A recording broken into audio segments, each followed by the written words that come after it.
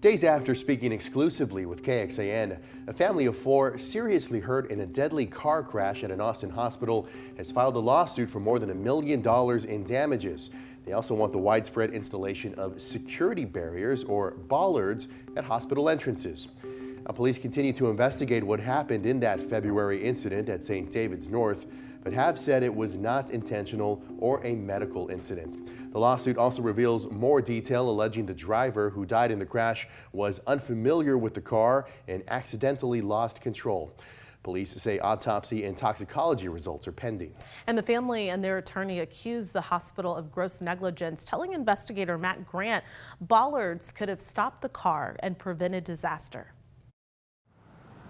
I got a white Acura that drove through the entrance to the civilian side of the emergency room. I think I still am not super processing of everything. I think I'm still very much not sure what to think of it. It's been 3 months since Nadia Bernard, her husband Levi, and their 2 toddlers were inside this scene in the emergency room lobby of St. David's North Austin Medical Center. You can see Nadia in this cell phone video being carried away. Why did it happen to us? Why did we survive this? Their youngest, 2-year-old Sonny, covered in hundreds of stitches after going through the car's windshield. His dad found him in the passenger footwell. He was like on the floor with this trash and debris, just covered in blood. I just saw the whites of his eyes just like looking up at me.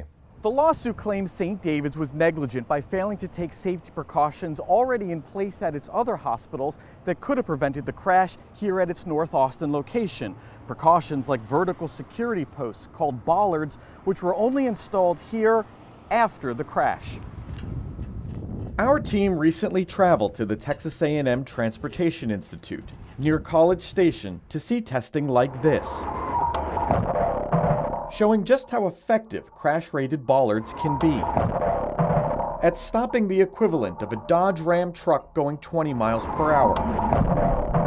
After the crash at St. David's, a hospital official credited a large lobby fish tank for absorbing the impact and saving lives. I thank God for intervening there and giving us that protection. I wish he was thanking God that there were bollards in front of the building to absorb the impact, not the thing that attracted us to the center of the lobby. Their attorney, Sean Breen, recently recovered thick shards of aquarium glass and granite from inside the car. Now boxed up pieces of evidence in their civil case. This is where they found little Sonny laying on this. In recent days, when asked about the lawsuit the family was planning to file, St. David's acknowledged the safety of our patients and their families, as well as our employees and visitors, is always our top priority, but citing hospital policy, would not comment on pending claims or litigation. For my clients, the fact that this happened to them is completely unacceptable. And what they really, really want is for nobody else to have to go through what they've gone through. Matt Grant, KXAN Investigates.